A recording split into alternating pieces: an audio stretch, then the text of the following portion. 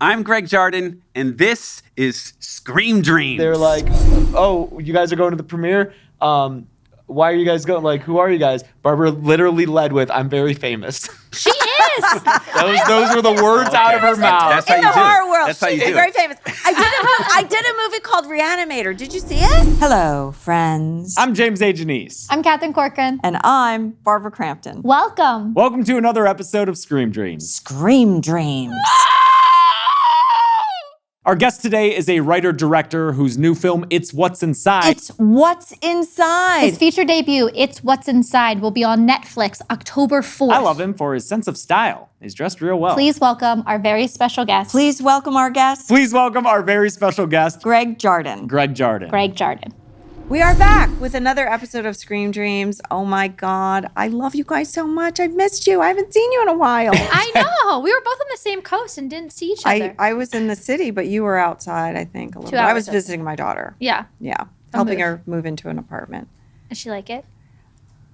Yeah. It's by herself. So I was thinking when you said that, though, I paused because I was like, do I like it? I don't know if I like it. You She don't likes have to like It's it. like a kid's apartment. She's 21, so Yeah. But anyway, I just want to get to what we're doing today. We're joined by Greg Jardin. He has a new movie out. It's coming to Netflix October Fourth. 4th. Yes. Okay, and we're really excited to talk to him today. The movie is called It's What's Inside. Greg, welcome to the show. Thanks for having me. What is inside, Greg? What's inside, Greg? What's Oh my inside you, goodness. Greg? I've been trying to figure that out for so long. Yeah. And therapists have not been able to tell me. Existential question. I've been trying to figure out what's in me for a very long time. Yeah, that's gonna go what places. keeps my therapist paid. Yeah. Employed. Yeah, exactly. They're very grateful for this quandary. And now you've made a film about it. Yes, Yeah. yes. Tell us about your film. What is it about? It's so It's What's Inside is, I would say, a genre mashup. Yeah. I describe it as a sci-fi thriller with jokes. We're saying that some people consider it horror adjacent. I've never really considered that, but that's cool with me if you want to. What did you call it? Anxiety chic? Oh yes, That's me. The tone is anxiety chic. Yeah. Yeah. Anxiety chic. It has a very prevalent feeling of anxiety. It's about 8 friends who get together for a party. One of their estranged friends shows up with a suitcase.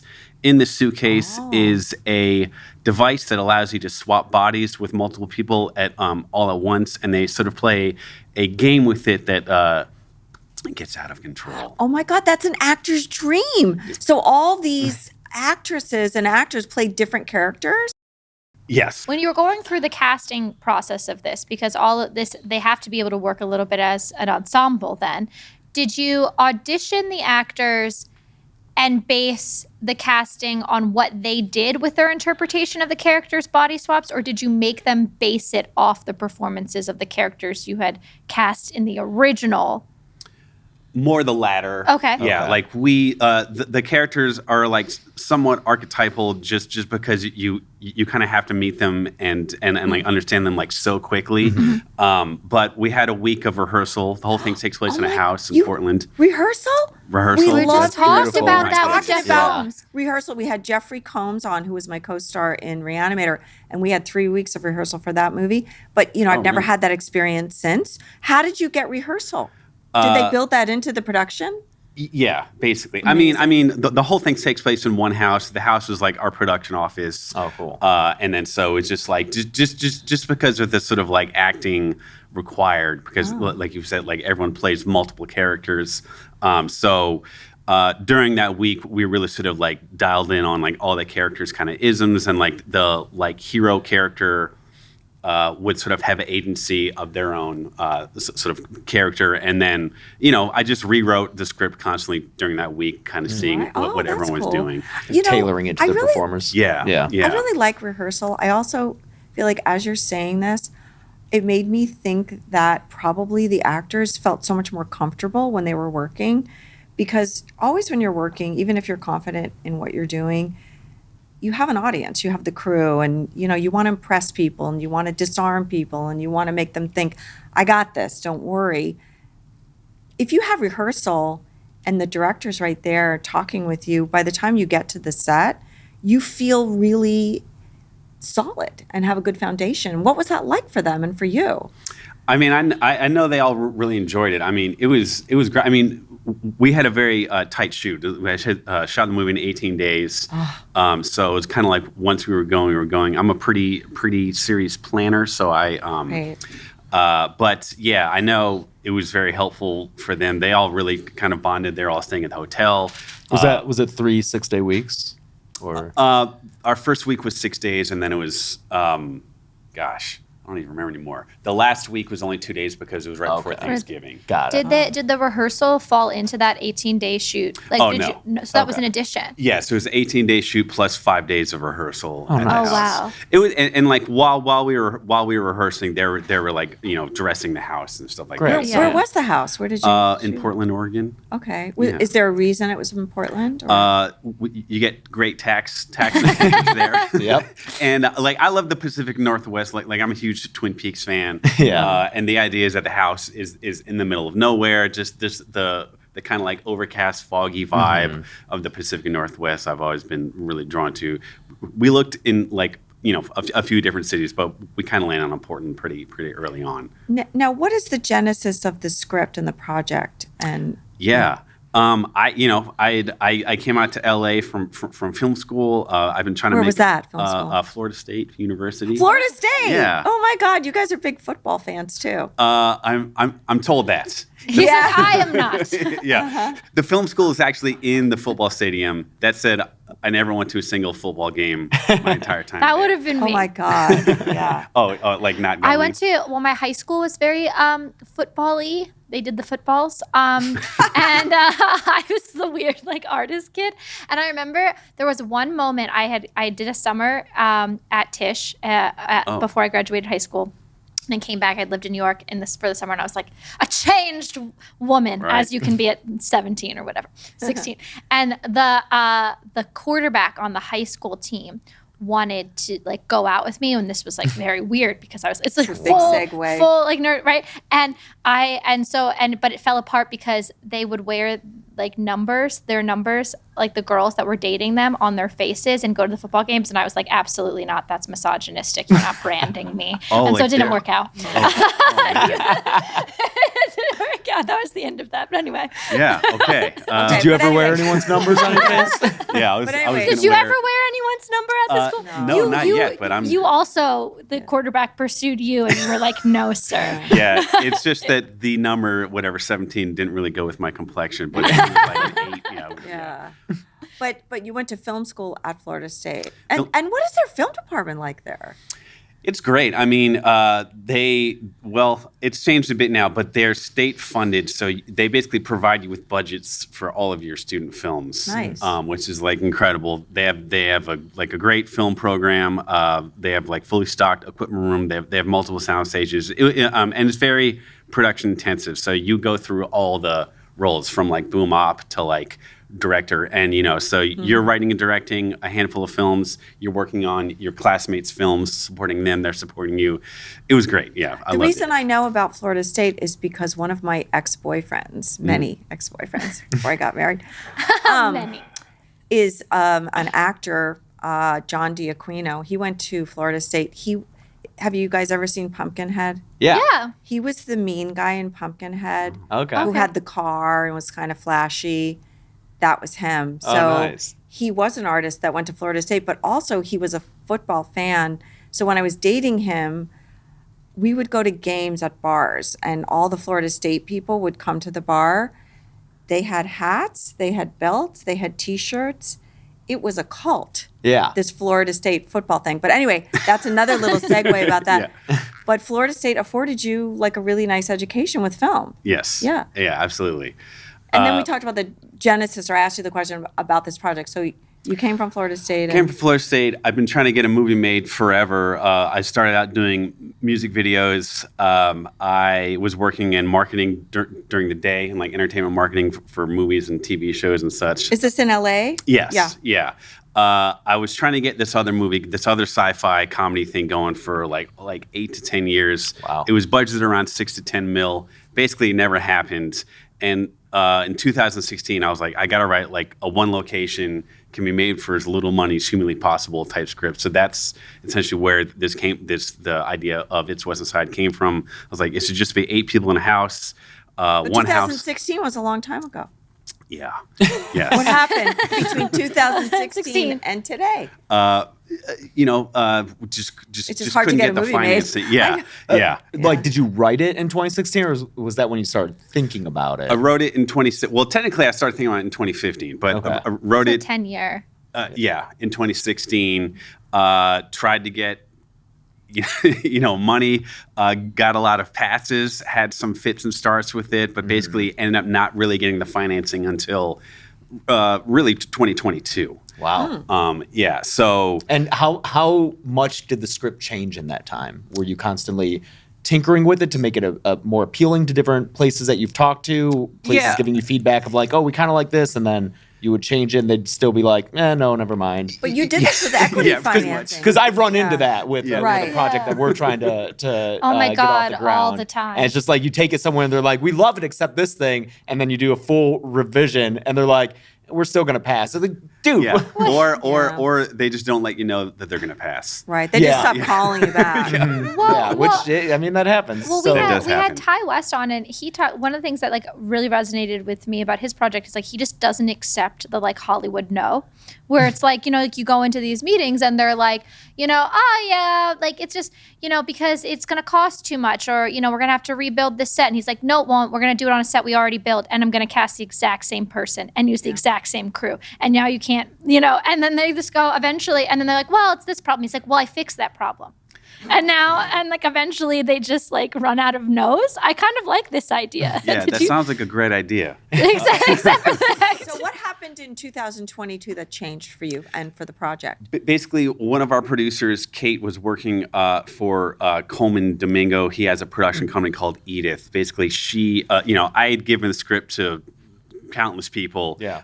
She gave Coleman the script. He had seen some Netflix promos that I directed. He read it. Very short version is he liked it. He was interested in coming on as a producer. Coleman does everything: acts, writes, produces, directs. Is very involved in theater. He came on. He knew this company called Such, which is a fairly new company, and they have independent equity. He gave it to them, and they basically came on and gave us $2 million. Oh, wow. yeah, Amazing. Yes, amazing. And was that the Amazing. budget, or did you have money from elsewhere to? Oh add no, to yeah. it? So That's it. such financed the whole thing. Okay. Yeah. And so yes, once that by the time 2022 rolled around and I found out that they were coming on, it's one of those things where you're trying to get something going for so long Yeah. that you don't even necessarily like believe it's real. Yeah. Like I didn't even tell a bunch of my friends that I was going up to shoot it because I had so many instances of telling people, oh, like I think this thing might happen, and then it falls apart, and you're like, oh, I shouldn't have said anything. Yeah, because it makes you, it hurts. And then they ask later, they're Then like, they hey, ask. how's that thing going? And you're like, I'm trying. I know. I hate that. I mean, I'm trying though. I feel like we need to be more open about it in general. We are on the show, but it's always like in the aftermath. And I do think, certain things we can't talk about in real time, but amongst our friends and stuff, we should say like, hey, I'm trying to do this, and that didn't work, because it makes it when you know that everybody goes through it, that this is like a 10-year journey I know. almost for you, and now you're Right. gonna have a film on Netflix. Like this is like I know, this is cool. It took me 5 years to make Jacob's Wife. really. Yeah. Yeah. And then who was I talking to recently? Somebody, one of our mutual friends, who was saying it's a gal, and she was saying that she was trying to get this project off the ground. Oh no, it's another friend of mine. Her name is Shanti Reinhardt, and Yeah. she's a comedian, and she's married to a really big manager at Anonymous Content, David Cantor. And she has an amazing series idea about her growing up in Hawaii. She basically went to Hawaii with her family, and her family dropped her off there and left her with another family. Yeah. And then left and went somewhere else. And so she grew up. So she didn't grow up with her real parents. She grew up with a Hawaiian family. So it's about being a haole, I guess, in a Hawaiian environment and what that's like. So she's been working on it for maybe 2 or 3 years, I think, and a couple networks have been interested in it. And she's like, it's never going to happen. I've been working on it for 2 or 3 years. And I said, well, it took me 4 or 5 years to get my movie off the ground. She goes, oh, it takes that long? I said, oh, yeah. Yeah, people don't realize. People don't realize how long it takes and how the commitment that you have to something. And you've had 10 years committed to this project. Yeah, a little on. Yeah, I A little mean, under. Yeah. Yeah, yeah. Right? So I'm sure it wasn't real for you until you were shooting it. Oh you yeah, were on yeah, set. yeah. Even when we were in that rehearsal week, I was still like, I'm not Yeah, sure. they're gonna I don't pull wanna the say it. plug. But Yeah, the money, yeah. but the money was in the bank, right? You were able to pay people. Yes, Come on yes, yes. there. Because we've People- had yeah. stories. You don't understand, like how Yeah. common this is, where we've had people Right. come on the show and they're like, and I was doing it, and then I was paying for it myself, and then the money was gone, then and, the it money wasn't mine. It was never supposed to came. be Yeah, there. that's- Yeah. And that's frequently happens with equity financing. You know, I've heard this story a lot too. Yeah. Yeah. Yeah, that's really frightening. No, we were Right very now. fortunate that did not happen. Yeah, but yeah, I mean, you're certainly living in fear of any second something could fall apart. Yeah. We've all probably been through something. We've all been through multiple things falling apart. So yeah, it just kind of gives you that defense mechanism of let's not start celebrating. Yeah. But then, you know, it's like in retrospect, you're like, man, I wish I was really enjoying that prep and being present and not worrying about it falling apart. It's so Yeah. hard. It's so hard to really be an artist and not have to think about everything else that goes into it too. Yeah, it'd be nice to let yourself get excited. Yeah. Without the like. But you must be is it- excited now. Now Oh, you're yeah, excited. yeah, Because you right. guys premiered at Sundance. Sundance, correct? yeah. Yeah. And what was the reaction out of Sundance? Oh man, it was great. I mean, man, just getting into Sundance, I was shocked. Right? Anyway, like, Yeah. Because they only take like 5 midnight movies. Isn't Especially, that right? and I've heard this Something past like 2 that, years. yeah. I've heard this past 2 years in particular have been the most competitive years for Sundance that they've ever seen, coming out of the pandemic. Oh, in terms Thousands of of movies. submissions, They yeah. get thousands of submissions. Yeah, I mean, you know, you just send it, or in our case, we just sent it off kind of into this void. You're like, I don't even know if anyone's going to watch this. You know, it's like, I feel like it's this sort of pipe dream for any independent filmmaker. Yeah. So I just frankly didn't think it was going to get in. So just getting the call, I was like overjoyed and thrilled. We got the call 2 months in advance. We weren't quite done, so we. You had to fit. So you submitted a film that wasn't quite finished, which happens a lot too. Yeah, I Yeah. don't When think you want to people get into a realize film that. festival. Yeah. Oh yeah, yes, right. So it was like an almost lock cut, no sound mix, temp VFX. Wow. Basically, yeah. So then we Okay. hustled to get it all done, finish it up. I think like 9 days before the premiere, sent it Oh into my God. Sundance. And yeah, and you know, it was a dream. Like it was a great. Is the version that played at Sundance the version that's going on Netflix, or were you? did you We make any sweetened further tinkering? some of the VFX, but Okay. edit wise, yeah. Okay, yeah. Yeah, so I mean, we had a great. I mean, you know, you're going into Sundance just like I'm just excited to be here. I don't know if anyone's even going to show up to the theater. Like, are people going to packed. buy I'm sure it was tickets? packed. Yeah, and then and then that ends up kind of not being an issue. People. Yeah, it was. I mean, I feel very lucky that we had that experience, and just the vibe at Sundance was so like beautiful. Like you're just amongst people that just love movies. Yeah. you Yeah. know, and just want to talk about movies, and just like no pretension. You know, it was great, and then. And then I heard there was a bidding war. Yeah. Yes. I did hear this. Yes. Yes, we were you know How exciting! very excited. Yeah, I mean, I keep saying this, but it's so true. Like I just Surreal. You don't Yeah. expect you legit. I mean, I legit like when we're shooting the movie, I was like, I hope we at least break even, right? Like Yeah. I Sure. hope someone gives us $2 million. But I'm not even really.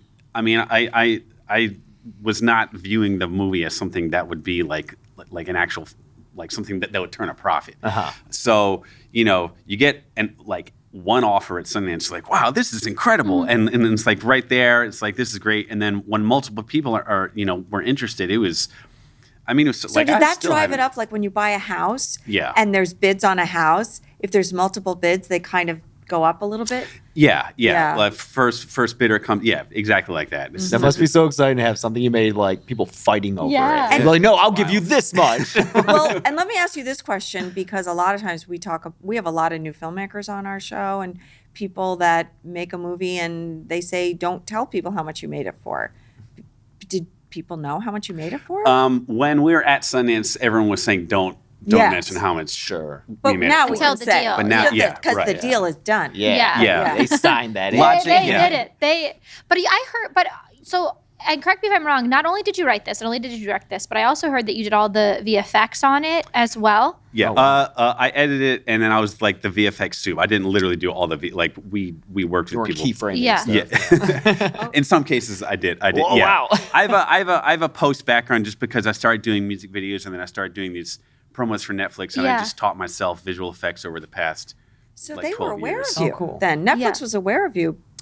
Yes. Did that yeah. relationship help get the distribution or no? No. It's a was- different team of Yeah, people. Yeah, exactly. yeah. It was a totally separate group of people. Sure. Yeah. So I had relationships and with a bunch of marketing people at Netflix who have been very lovely. But Yeah. the acquisitions people was a totally separate group. But when you're writing, because you have that background, or when you're filming something, are you thinking, is it natural? I mean, you must think what the promos are going to look like, how you're going to advertise it, how you're going to pitch it. I mean, that line, anxiety chic, that should be how my email Yeah. signature. You know what I mean? I've never No, heard take it, anybody take say it. that before. Yeah. Yeah. Yeah, I mean, just having gone through so much short form stuff, especially doing like promo stuff, like I would do bespoke marketing shoots for Netflix TV shows. Like they had like a Cowboy Bebop show, and then so I came up with essentially like a short film, 2.5 minutes. I went to New Zealand. I got to film it like on the sets with the cast, and that was sort of like the first thing that came out in advance of the teaser trailer. And I, just going through those experiences, I guess I just trained myself to think about the edit as I'm shooting. Yeah. And also just having a sort of VFX mind has definitely helped making snap decisions on set. Kind of help knowing, if you're in a situation where it's like this would be quicker to fix in post than to spend 30 minutes trying to rig the camera, or we should spend the 30 minutes because it's going to be a total nightmare in post. Those skills have come in handy. For sure. Yeah. I think editors turned filmmakers are some of the best filmmakers out Yeah. there because they really understand how to put the movie together. Yeah. You I'm know? curious about this. I'm serious. Like, I always say that I have like a theme song. I want to. This might be like my anxiety chic. Might be like my theme movie. You know what I okay, mean? okay. like, Oh, well, you- Are you? Maybe you are anxiety chic. I am. It sounds I like it. am. You're both. I am on ball of anxiety. But And you're you very know, chic. But also looking. chic, yeah. Yeah. I feel like this is it. What would be like your theme song if you were to walk into a room? What would be your song? Ooh, wow. No, what would be my theme? Maybe like the theme from Twin Peaks is the first thing that that comes into my mind. What Yeah. would be yours, Barbara? Love hurts. That's the first thing I thought of, but I don't think that's really. Well, maybe it is true. I don't know. That's for another episode. It's I don't know. No. You don't know? It's not a Limp Bizkit song when you walk into a room? I mean, it might be Oh. Limp Bizkit. is it Break Stuff by Limp Bizkit? Yeah, I mean Yeah. that riff, that opening riff, you Yeah. can't get more powerful than that. Just two Mine's Little metal TNA chords. by the Rolling Stones. Oh, Tits and ass with soul, baby. is that okay? All right. So you said that this movie is a little sci-fi, a little horror, and a little comedy. How do you do that mashup? Well, the sci-fi just comes from the central premise of the body swapping. Which I know a little bit about Yes. because we did Suitable Flesh. Yes. Yeah. Also with comedy. Yes, we had a lot of comedy in ours. Yeah. I mean, I think, I guess the comedy just kind of came out of just how people talk and just, it's a group of 8 young people. They're at a party. Everyone's trying to be funny. I had initially conceived the film as just like a straight up comedy or like sci-fi. Once I started like dialing in on the tone, I knew I wanted it to be visually striking. We wanted to make the house look different than any other house you've seen, because like the idea of a movie that takes place in one house or party, there's been a lot of those, and so just trying to differentiate ourselves from it. So we essentially came up with the idea, like, what if it was lit to look like a horror movie? We took a lot of inspiration from Suspiria, OG Suspiria. Yes. Yeah. There's a lot of colorful lights in it. Nice. Love and to see that. I think that the kind of genre mashup stuff just kind of I don't know. It just it's almost like it just tells you what it wants to be, and then you just kind of follow it, I guess, which is a slightly pretentious answer, but it's kind of true. No, I think. not at all. I mean, and we talk about fears on our show. Is that something that scares you? The idea of being not in control of your own body, or not like, or out of your own body, rather? Yeah. Yeah. Oh, is that something that Yeah. scares me? Oh, yeah. Well, just the idea of being out of control of anything is, I think, terrifying, especially for Well, you said you're for a an very artist. prepared person. You Yes. said you Yes. like Yeah, to did you have prepare. like when Yeah. these characters swapping around? Did you have like documentation devoted just to track? Yeah. Who's, yeah. Yeah, lot of documents, and like on the page, I was told by a lot of people that the script was a confusing read, and because there's 8 characters, who knows who's in whose body at any point. It's delineated in the script, but sort of via like parentheticals. So that was a big piece of feedback I was getting during those 6 years of it's just not going to make Right. sense. Is that one of the things you tinkered with throughout that time with the script, or Um, was it more along the lines of, oh, I know I'm going to be directing this, so it's fine as long as I understand it? Yeah, I mean, going into directing, I mean, like the biggest challenge was making sure that the audience is aware of who's in whose body. And we do a number of things. That there's a number of visual flourishes that help the audience keep track. In the game, if someone is identified in someone else's body, they wear a Polaroid picture of that person with that person's name. Yeah. So if you're looking at someone, if you could tell who's in their who's in the body. But I can imagine that would have been hard to do because we had the same issue on Suitable Flash that Joe Lynch directed. Even people watch the edit and they're like, and we had 1, 2, 3 people being other people. And some of our test screenings, people were saying, well, who is that in that body right now? No, we had 4 people. Wait, we had Ephraim and then me and then Heather and then Judah. So 4 people had to play different characters. And yeah. But I mean, I guess this is a larger question, but like, does it always matter who, for the story, to know that the audience knows who's and who's, like, can it exist? I think, Great question. I mean, I'm going to answer that question first, Great but then question. I want you to answer because you're an editor. Let me tell you. But let me tell you something. When we're writing stuff or when I've been producing the few films that I produced, I feel like, yes, we know the answer as, the director or the writer or the actor, knows the information. You can't assume that the audience is going to know. A lot of times you do have to spell it out for them more than you think you need to. What do you say about that? yeah, I guess it just depends like how confused you want someone to be in any given moment. I feel like some stuff there's good confusion, which I feel like is like David Lynch is like, you're confused, but you want to know more, and then you sometimes get in the situation where you're watching something that's bad confusion, where it's like, I have no idea what I'm looking at, and I've just tuned out. Yeah. We certainly Yeah. wanted to avoid that. We had 2 test screenings as well, and those were very helpful Yeah, right? at pointing out like bits of confusion where we You're didn't not want aware people of to it. be. I'm Yeah. so Is that- surprised when people say, I didn't really get that this was that. And we're like, really? Because it's like right in there. And they said, Yeah. well, maybe it's with an audio thing. Like you can't hear the person saying a particular line. It's not clear sometimes. Sometimes Were it's you just able to that. make all those adjustments in post, or were there any reshoots involved? Or We did we did some reshoots.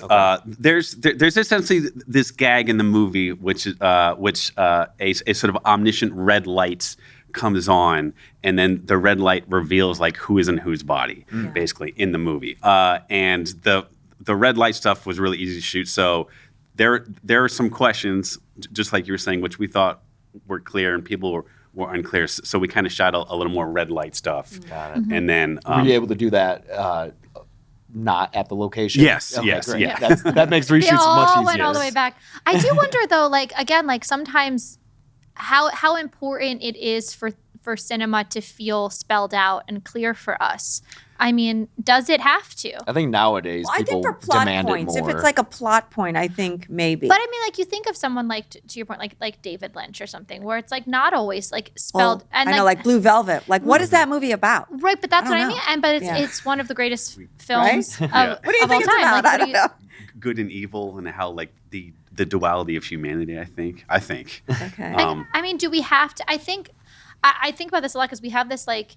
Some of my favorite films don't follow that like realist structure. And like for those who don't, like realist structure is the idea that everything goes a certain way and then there's the conflict and then everything is wrapped up at the end and there's a logical conclusion. Well, for sure. And like that's a big point now where people will go online and like pick things apart where they'll be like, this doesn't fit, that didn't like that doesn't make sense.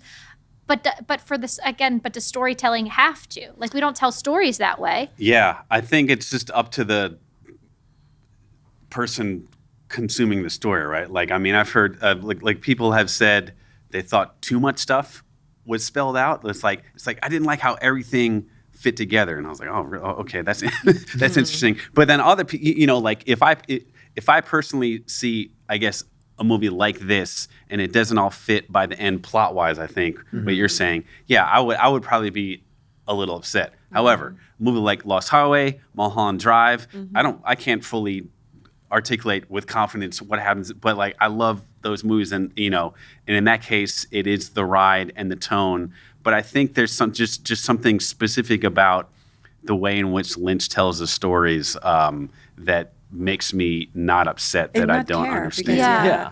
Well, you talk about story isn't always necessarily the most important part of a movie. No, and we talk about that like you know you were saying that you were cutting all these promos for all these different series and films for Netflix. Like a lot of times the best promos and the ones that engage you the most tell you absolutely nothing about the film. You know? That's true. I would agree with that. Yeah, images. And Or at least tell you feeling, nothing about the tone. story. Yeah, They about tell the you story. about the tone and the vibe. And Yeah, I mean, I'm a big fan. Like going into Sundance, we didn't even give away the body swap aspect of the film. Oh. The logline was just, something like 8 people get together and an existential crisis breaks out. And, you know, even at the screen, like, you know, we asked all critics, and I personally asked like every audience, I was like, can you just please treat the body swap stuff, even though it happens in the first act, as a spoiler, just because I just love the, you know, the idea of going into a movie fresh, not knowing where it's going to go, and then so everything is, you know, a surprise. Now that said, it is revealed in the trailer what the. Well, that's exactly what happened to us on Suitable Flash because we didn't want people to know at first either, but then pretty quickly everybody finds out. So, but we're telling people now it's a body swap movie. Did you have any say in the marketing, especially with your background? Like, were you able to cut the trailer or no? They were very generous in letting me in on the marketing. So we had a lot of debates about, you know, I initially was like, I would prefer to like not give anything away. Yeah. I had cut a teaser like a year ago just for like internal use where nothing was given away. Once the sort of press rollout started, you know, Netflix was very excited about our cast. Our cast is great, and they're like, well, if you don't want them to talk about the body swapping, which is like really why there's what they do is so special, then what do you want them to talk about? And I was like, okay, that's an interesting point. Yeah. Well, Yeah. but it is like it makes a big difference. We're seeing this. Right? I don't know if anyone this is not genre, but if anyone's following like what's happening around that Blake Lively film, where like the choice to market it as a rom-com and not talk about sexual assault was like not the choice. Yeah. But you don't know. Yeah, it's like a movie that ends up being about domestic It's like violence, but it's marketed maybe as a rom-com. without that. Yeah. And like I could see in my head, the choice to do that, right? To get people to understand the subject matter without going in who wouldn't necessarily want to watch this. But then there's all these triggers and like things like that. So it's like ultimately not the right choice. When you're marketing that, like how did you decide ultimately that you're like, we want to tell people this is about body swap? It was just understanding the kind of scope of what Netflix was thinking about doing with the marketing stunts and so forth. And really this idea of like, you know, of how we'd be really limiting the actors if they couldn't talk about it. If it were something that happened like Act 2, I mean, you know, like we get into it like 20 minutes into the movie. Yeah. And they were cool about not revealing, and like there's a bunch of twists and turns in the movie, and none of those are revealed in any. But so you know, I just thought, you know, it does seem like it's better for the totality of the marketing campaign to sort of have that as a sort of baseline. Now, you know, if we had like a huge name or if it was directed by like a big director, I could see not doing that if you're banking, like kind of because like I love what like Jordan Peele, J.J. Abrams do with their marketing. Yeah. As Netflix pointed out to me, I'm not Jordan Peele or J.J. Yeah, he's his own brand. Yeah. Okay, so And- they and what's- wanted to. but Jordan Peele and J.J. Abrams were not Jordan Peele and J.J. Abrams. I mean, but- Jordan Peele. But they wanted a hook. Well, they were okay. But they wanted a hook for the marketing. Yeah. Is I what mean, it It's like how Abigail, Sure. It's like they market it as vampire ballerina. That doesn't happen until halfway through the movie, and it's kind of Yeah. like a twist Yeah. almost. But that it's like worked. that's how But- they had to market it. But since you were talking about the cast, like, just tell us about the cast. Like, how did you cast the movie? And since you didn't have a studio initially, did you have free reign in casting, or how did that come about? Yeah, so Coleman got us a wonderful casting director, Mary Renew, who. Oh yeah, sure, we know her. Oh, okay, I yeah. mean, she's been around for a long time. She's great. Yeah, she's amazing. We honestly had a handful of casting directors pass. He said, Really? "I'm giving it to Mary." I was like, "There's no way Mary's going to sign on," and then she signed on, shocked. And then so Mary and Sydney Shercliffe was also, yeah. So they're awesome, and yeah, we just they set me up with a bunch of meetings. Brittany O'Grady, who I initially knew from White Lotus. oh yeah, like, I knew her from Star on Fox. Star, like, yeah. years and years ago, and then White Lotus. She was in the Black Christmas. Yes, 2019 exactly. one. Oh yeah, okay, yeah. Oh, she was in the new Black Christmas. Yeah. So Yes. wait, saw that but too, you yeah. met. You didn't have. We just talked about this earlier today with another director. You met with people. You didn't have them read. So a few people read, and then most people I met with, and that was, I was just basically Because they were told. known. A lot of them were known people. Yeah. Yeah. I mean, like Brittany, of like course. Has credits. Yeah. Yeah. And White then Lotus, so yeah. my one experience casting one movie is, like you basically just get a list of these people will not read, but they'll meet. Right. Exactly. Would you prefer, if you could have your say, that everybody read or everybody meet, or does it not matter? It's reading is certainly helpful because then it gives you a real good idea of what you're going to get. Now I understand how like Meryl Streep wouldn't want, it's Yeah. like her body of work is so expansive that it's like, Well, she can play any part. yeah, Yes. yeah. So that said, if you have the option in some sort of multiverse where Meryl Streep can still read for you, it's like I don't know how that would not be helpful. Yeah. but I understand how it might be considered like a slight on your so yeah, but I'll say this, like the people we auditioned, it was like first 5 seconds it was like oh man, Well, first 5 I seconds. think that's true when you're, because I've looked at audition tapes and you can kind of get a sense in the first few minutes. Yeah, I mean, I know it's never going back to this, but I kind of like miss that duality of the rooms for Yeah. that reason, like because I feel like it's like a mix of both, right? It's like someone comes in and they do something and you're like, oh my God, that's amazing, right? And then you have the opportunity further down the line in the process when we're in the rooms to play with it And give them an you have adjustment. that and give them Yeah. and you have Yeah. that meeting and then you can like find the character together. And like we talked about before, just know if you can tolerate working with someone for long Yeah. hours wherever you are in the world that you're filming. We don't get that anymore. Yeah. And I do think it's a detriment to the process a little bit when it's just like a tape. I know we all Yeah. want to go in the room. Yeah. Instead of being on a Zoom or just looking at a tape, maybe. Yeah, and I think the idea of like seeing how someone responds to direction was very helpful Yeah. for Yeah. me. I mean, everyone that we cast was like great at that, but yeah. So I'm not sure if it'll be different on this on the second one, but cast is great. I love them. Yeah. Wait, and they're are fantastic. you greenlit for a second one? Oh no, I just mean like the.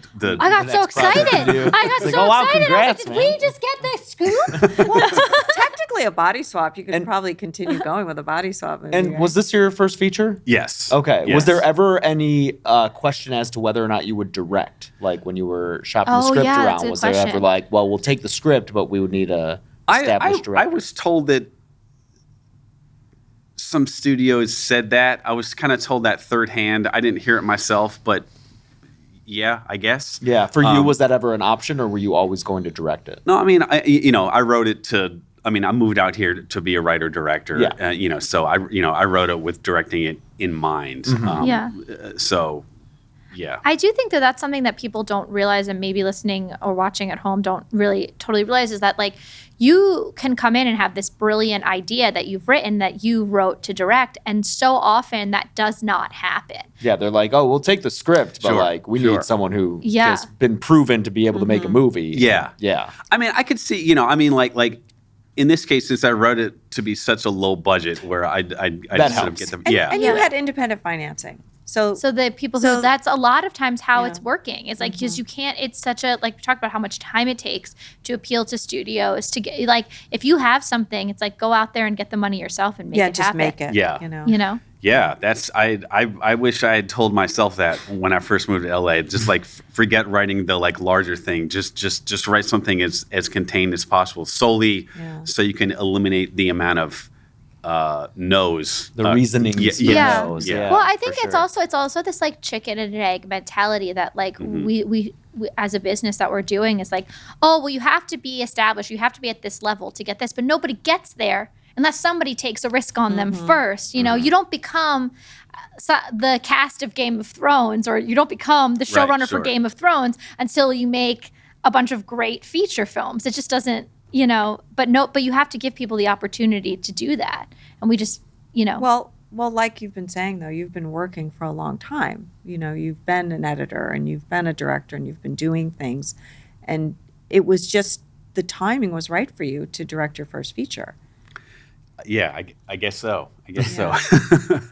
Yeah, I mean, I would say, you know, if anyone's listening and they're trying, just don't give up. I think We have a lot of listeners that are, you know, beginning filmmakers, and you know, any advice we can give them to We've keep said this going. so many times in the show, and I will keep harping on it. Nicholas Tucci said, this is how Barbara and I know each other. He said the only thing you have to do to be successful in this business is keep doing it. He said, keep telling stories and don't die. Just keep telling stories and don't die. And like eventually, because he said there will always be people who resonate with it. There will always be stories to tell. It doesn't matter what you look like, what you sound like. Just keep telling the stories. Can I Yeah, tell don't you die. something on that? I was on a soap opera called Guiding Light many years ago, like more than 30 years ago. My maid on the show was Allison Janney. Wow. Oh my God. And I used to feel sorry for her because she was very tall. Yeah. And the part that she had on the show, I think she was on the show for many years, like 3 years. By the time I got there, I was the fourth Mindy on that show. And she had been Mindy's maid for 3 years. There was two maids on the show, Allison Janney and another gal. And she was a little shorter, and it was sort of like a funny bit, like tall Allison, this other gal. And I used to think, oh, Allison, she's just not going to get anywhere.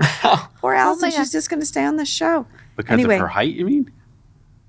Well, she's like, what? not She over because of her 6 height, feet? not just because of her height, but she had this very small role that was never going to grow. Okay. And she had already stayed on the show for a really long time. And then I don't know exactly what happened, but then she became Allison Janney with this amazing career. She just kept going. And she kept nobody's like Allison Janney. No. So it is Well, exactly that's- what you're saying. Nobody is like you. Nobody tells Yeah. stories the way you tell them. Nobody thinks the way that you think. Nobody sounds the way that you sound, and that's amazing. And that will resonate with someone somewhere. If you don't Yeah. give up. If Yeah. you don't give up, you just have to keep doing it. you Yeah. know? Yeah. Yeah. Actually, you kind of reminded me. I mean, like, I think another thing which is important is, you know, at any given moment, there's something that's popping off in the zeitgeist, right? Right. And then people, I mean, I'm curious your experiences, but like, I certainly had a lot of people over the course of my time in LA tell me I should do something more like whatever this one thing is that just, you know, Get Out was a big one. It's like Get Out is huge. I'm trying to think what you know, Like make a movie like Get Out. Yeah, You know what yeah. I call that? Shooting all over yourself. I really do. It's like, it's what that is. Like, it's like, oh, you know, everyone will tell you that. You should do it like this, or you should.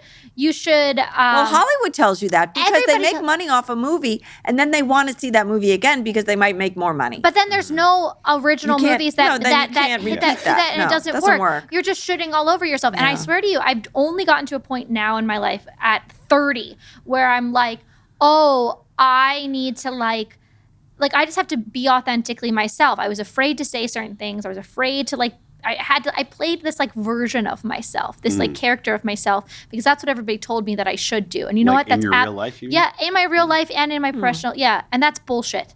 Don't shit on yourself. You know? Don't do it. Yeah, society tells us how we should act, what we should be like. Yeah. You know? That's But yeah, bullshit. I think what you were getting at was maybe that those things tend to just be waves, and so if you try to catch it at the wrong time, you're just going to be doing a disservice to yourself and the thing that you're trying to make, as opposed to like keeping it the way that you want and intended it to be, and letting it be its own thing. Yeah, like like for instance, and this is totally hypothetical. If you want to make a movie about, like people in a summer camp in Indonesia, you might get people, that'll tell you, well, no one, statistically speaking, there have been no movies about Indonesia that have. I'm half Indonesian, which one? Oh, cool. Yeah.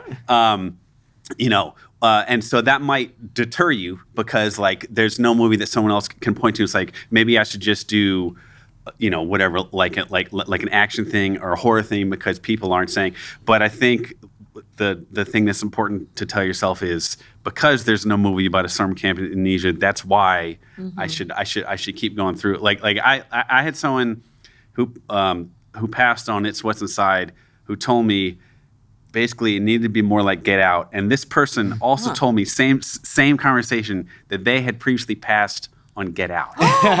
So now they wanted their Get Out. Yeah. Well, that was the person not to listen to. Well, how many times have you heard that story Out where it's rules, like though. you were up to direct this project and they went with someone else, or this actor was up for this role and they went with someone else? Like that happens all the time, Yeah. And that's just taste, and that's okay too. Like not everything is for everyone. Yeah, for sure. I mean, I think just being like a creative person it's just you just have to get used to being rejected and just really just make Well, it part of your. it's hard because inherent in being an artist, there is some self-doubt always.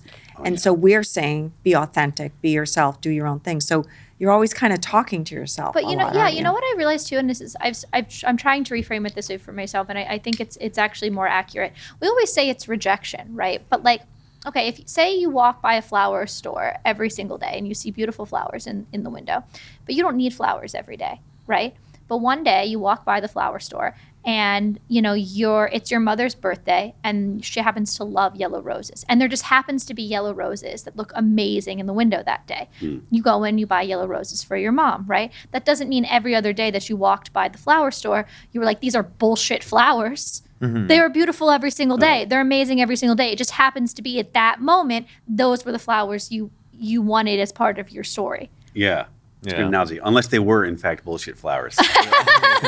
Bullshit flowers. Yeah. Well, Are you a horror fan? I know that you don't necessarily I mean, I'm not horror. like. Yeah, I mean, I generally like everything. I wouldn't say I'm like a deep horror nerd. Okay. Personally, I mean, like, but that said, like, Suspiria was a massive influence. Sure, on this, you know on this. Suspiria, so that's pretty good. Yeah. But I'm not one of those guys who is it's like I know this deep cut from like 1968 that like three people. Yeah, I'm not.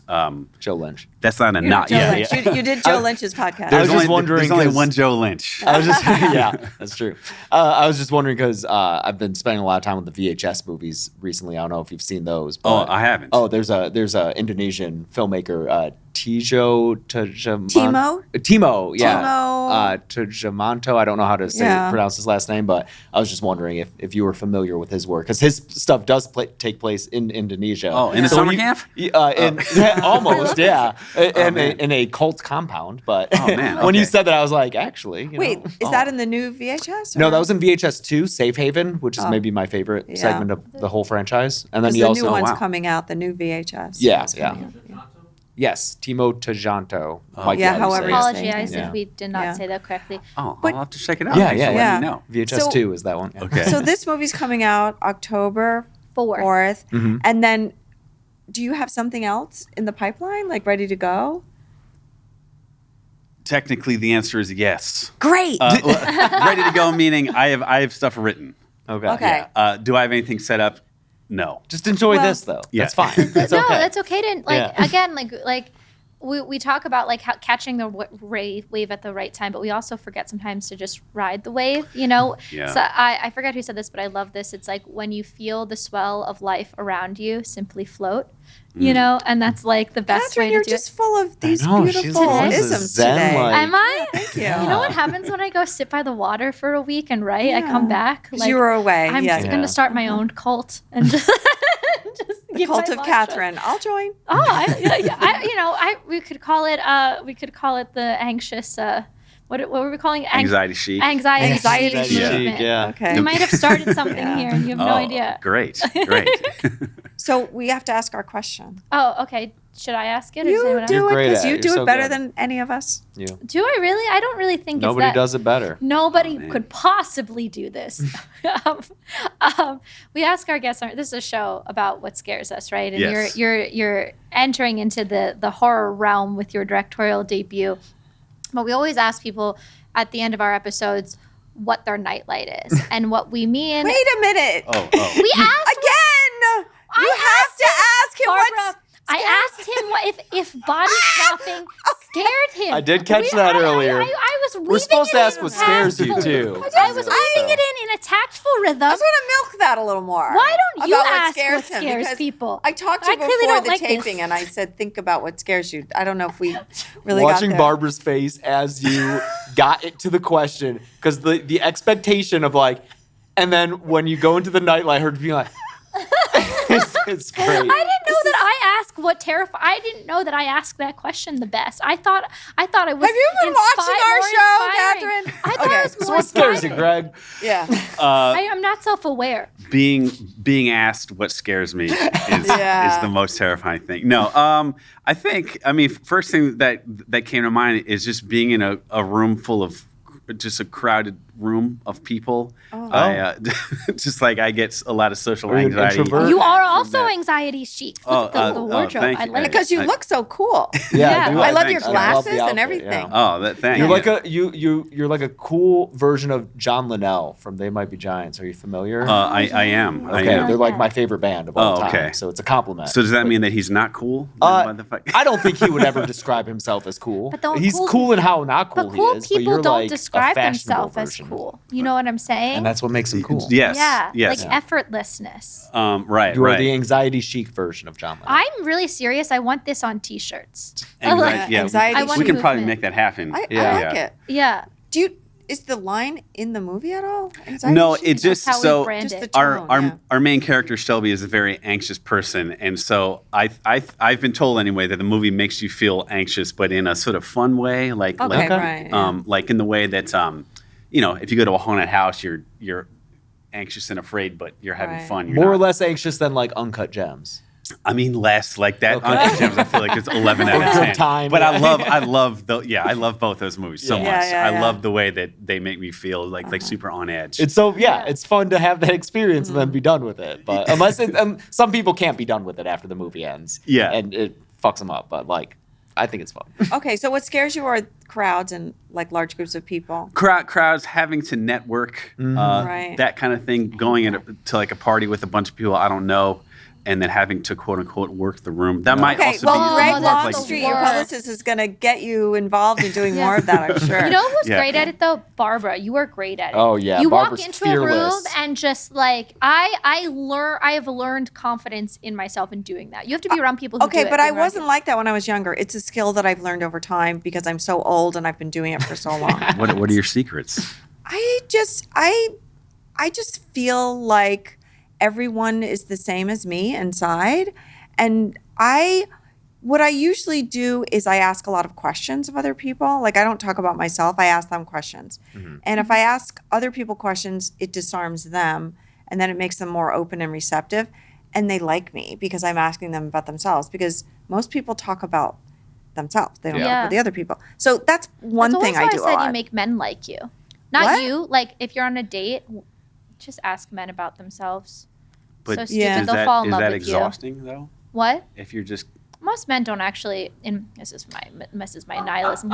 Most men don't actually care about me. I feel they just, they have. So I've been going out with the right people. So that's clear. We've talked about It that. does sound. I have a really wonderful dating trajectory. So I just, so my, it's like, you go into a dating situation and all you have to do is ask a man about himself and he'll fall in love with you. That I think there's something to that, I love you. Like, but I don't know if that's healthy for you. It is. Yeah. That's why I don't date anymore. I really should just I'm debating joining a nunnery. Right. I was talking to another young lady who said almost verbatim what you same just thing? said. Yeah, like a few days ago. So clearly, It's exhausting. Oh, yeah. No, are it you sounds are you exhausting. are you in a relationship?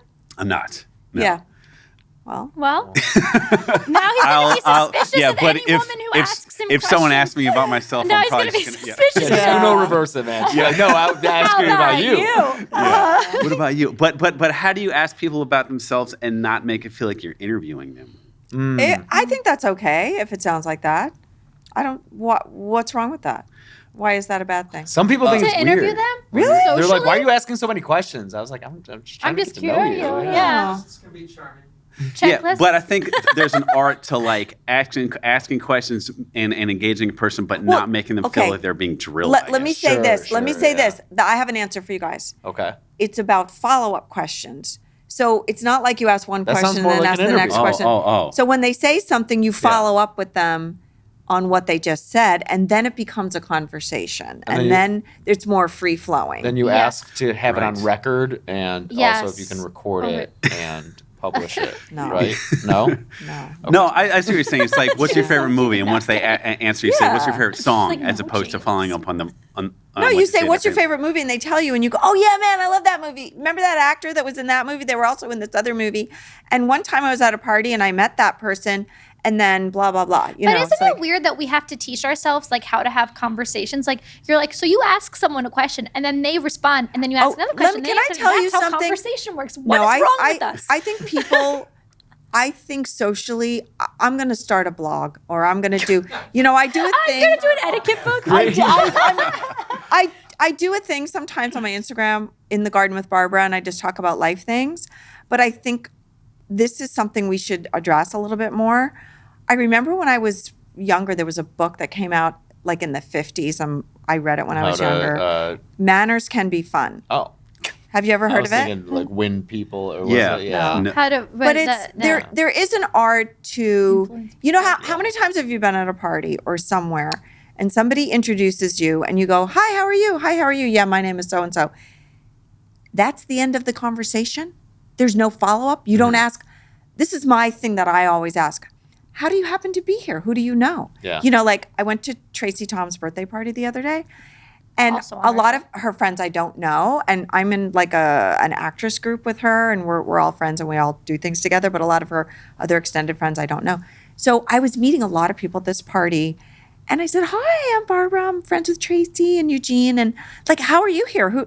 Which person do you know, or do you know them both, or where did you meet them? Did you work with them? Or it's like, you have to ask follow-up questions. You can't just say, hello, how are you? Yeah, I'm good.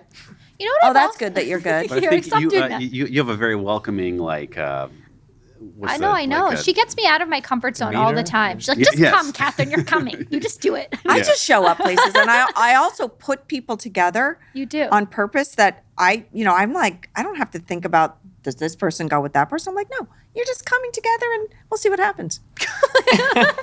I mean, I also think what I also like, to your point, is I've done this thing where when I introduce people, I always introduce them with things I like about that person for the other person. Yeah, So, like, that's a good thing to do, So too. like if I'm like, say I'm Yeah. introducing Barbara, I'm like, this is Barbara. She's such a brilliant actress and producer.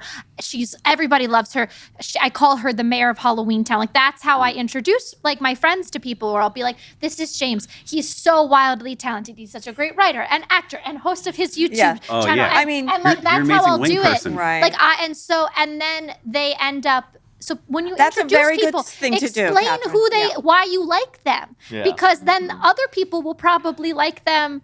And then the it'll- same, well, not it'll just why be- you like them, but what they're good at. It 'cause will they be like them easier- for the same reasons you like them. It'll be easier for them to ask that follow-up question. Oh, you're an actor, a producer. What do you do? Oh, you have your own show. What is that show called? Blah, Well, blah, and I blah. always go like, James is such a great human. He always says at his show, after the end of his show, be good humans, because he really tries to lead like that. Did Yeah. you know he gives his writers insurance? That's true. Like, Aw.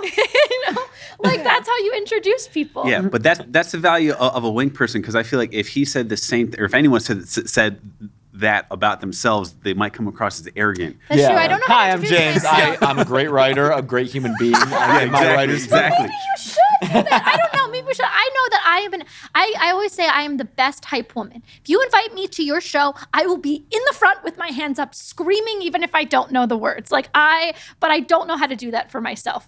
We have to figure that out. Right. You Yeah. need someone to do that. That's what I'm saying. Like, you need someone to do that for Right. you. Yeah, I've gotten better at doing that, tooting I'm my own taking horn as I've applications. gotten older. But that's because I feel like I don't have much time left. Oh. I've gotten to a certain point. Oh, don't You give can't me wa- this. yeah, you Like, can't waste time. Surprise! I can't waste time. Can't waste anymore. time, yeah, I having gotta someone else get hype it you done. up. I only have sure. a few more So do you shopping go- days before Christmas. Maybe we should. We should all figure out how we want to introduce ourselves and take that as a personal challenge. Like, What's an example of how you toot your own horn in a social setting? We literally ran into some people on the way to our magazine premiere who they saw us and they're like, "Oh, we love your outfits," and they're like, "Oh, you guys are going to the premiere? Why are you guys going? Like, who are you guys?" Barbara literally led with, "I'm very famous." she is. Those were the words out of her mouth. That's how In you the do it. horror world, That's how you she's do very it. famous. I did a movie called Re-Animator. Did you see it? Yeah, no, and then Yeah. we And went he's like, around, "Oh, yeah, I and then saw she that. Went, and then she I saw went it on that around, girl." and then she went around and introduced everybody else as to did. why they would know them as well. She's Yeah. like, it's literally these are things we need. We need a line of T-shirts of Barbara-isms of this, like, and this now I want anxiety chic. Yeah. I'm very famous, and what's going on? My face is very expensive.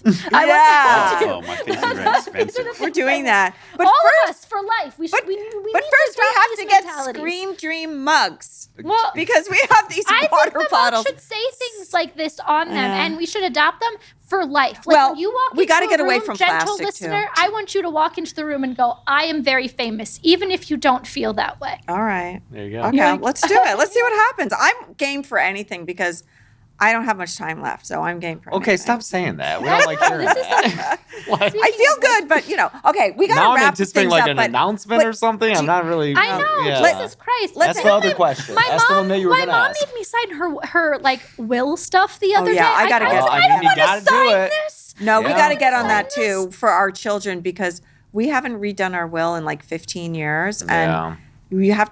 We gotta There's put other together things our we need trust, to do. I've been yeah. on my husband about that. Anyway, aside from that, ask your last question, Yeah, Catherine. do the other one.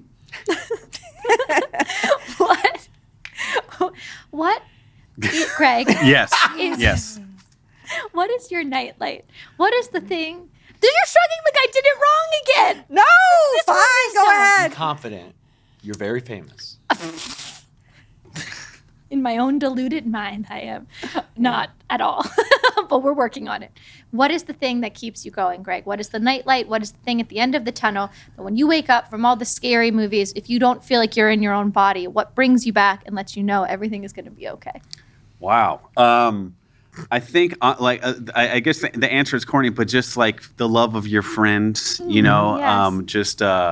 just feeling loved by, and spending time with the people that you love and that love you, I think, and also meditation. Oh, you meditate? Yes. Are you What- how TM? No, I don't. Because do- that's no, your favorite yeah, guy. David Lynch. No, I know. I know. I'm a TMer. Oh, really? Yeah. Oh, no kidding. Have you Yeah. done it with him? What? Have you? No, oh, no, I'd love to, but okay. Have you met him?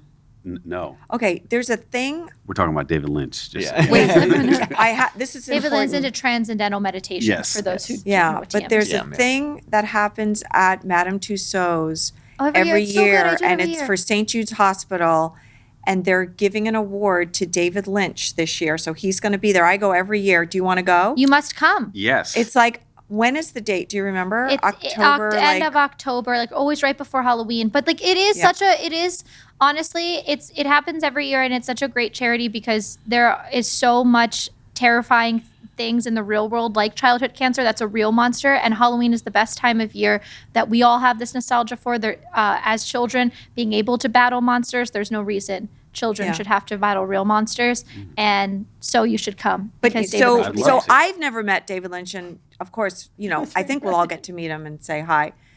So I know you what your should first come. line to him is going to be. That you're famous and you're in the Re-Animator. Did you know, David? I'm famous. And I'm in I wonder if Re-Animator. Have David you Lynch has me? seen Yeah. Re-Animator. I wonder. Oh, I'm like, sure. Oh, yeah. I really for think sure. we should all, everyone at home, everyone, just go walk in. You like going to your aunt's house. Do you know I'm famous? And see how it goes. You know, I mean, listen, you guys, I do project myself into the future a lot in my brain. And I think, what would I tell myself if, you know, I lived in a different era? You know, what would I go back and tell myself who lives in this era now? Be bolder, be assertive. And listen, and it took you so many years to make your movie. It's taken me many years to make the few movies I've made. You can't give up. You have to keep going, and you have to tell people exactly what you want, like Ty West did on his films. And you can't take no for an answer. Remember You who know? the fuck you are. Remember who the fuck you are, Catherine. That should be on your mugs. Well, Yeah. that's also a Nick Tucci thing. That's Yeah. on my wall, actually. Oh, okay. Yes. Okay, but what kind of meditation do you do? I guess just your standard headspace. Breathing Yes. kind of thing? Yeah. Okay, so Yeah. that keeps you going, your meditation. Oh yeah, it's And your it's- friends. Yes. And am I allowed to say cannabis? Yeah, sure. Yeah. Whatever keeps you Yeah. going. We like this. Everyone always says their family and their animals. And yes, Everyone's it always is saying their kids and shit. Yeah, tell us, Can- weed. tell That's us what great. it is. Hell yeah. Yeah. Blaze it, man. Specifically indica strains. Okay, yeah. When That listening. body buzz? Yeah. When listening to music or consuming any type of art, I've What kind gotten of so music? much inspiration. Any type. Some of your favorites. Oh, me? Yeah. In general? Yeah. Well, I used to be a big punk guy, but now I guess Nice. I guess my favorite band is, I don't know, like Depeche Mode, New Nice. Order, Oh, Muse. Okay. yeah. Okay. Oh, Muse, yeah. Muse. More Like recently, early The Muse? Beaches. What? All eras Muse. All areas. Yeah. You seem like Yeah. Resistance Muse. Oh yeah. Okay. We'll go back to showbiz era. Oh, yeah. Muse. Oh, hell yeah. Yeah. Oh, wow. Yeah. Would you ever do like a Reefer Madness film or like Ooh. horror, like speaking of like weird body swap, Yeah. psychedelic type stuff? I mean, I got a lot of ideas that are in It's What's Inside whilst under the influence of cannabis. Oh. Sure. I like this. Yeah, I so, like this for you. So it's a helpful tool for you. I find it very helpful. And then edit sober. The old. For sure, for Yeah, sure. Yeah, yeah. yeah. I like to ideate on it, but I don't like to actually like write on it. Yeah, and Yeah. I wouldn't. Sometimes I you would need to- never show up to set or anything. Yeah, but sometimes you need to break out of the constraints of like logic and just Yeah. I'm a very logic-driven person, so Yeah, sometimes yeah. I feel Yeah. confined by Yeah. that. Well, it just removes your inner critic. Yeah. I Yeah. think. Yeah. So If a cannabis company would like to sponsor us, we will happily take applications. Yeah. Oh, that's nice too. Yeah. Okay. Hey, this has been a great episode. Oh Hey, my yeah, God. thank guys. you. Greg, we're so happy to welcome you to the scene. Thank Yeah. you. Yes. And Oh, yes, you know, welcome. with your movie coming out, Plug it. Give us the it's plug. what's Come on. inside. It's what's. Oh wait, well I don't even know how to do that. What, Yeah. I don't know, just- everybody watch It's What's Come on. Inside. There you Don't go. you Oh remember my who goodness. the fuck oh, you are? oh my God. Just do it right to the camera. Greg, you are Tell us. Okay, Greg. guys, watch This What's Inside on Netflix, October 4th.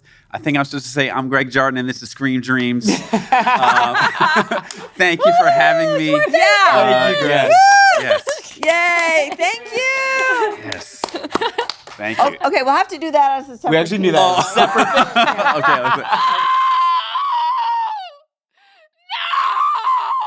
Okay. Oh, it's not. I got you. You said accent. I was like, and this, the Scream Dream. Yeah, that's what I think. Like a vampire.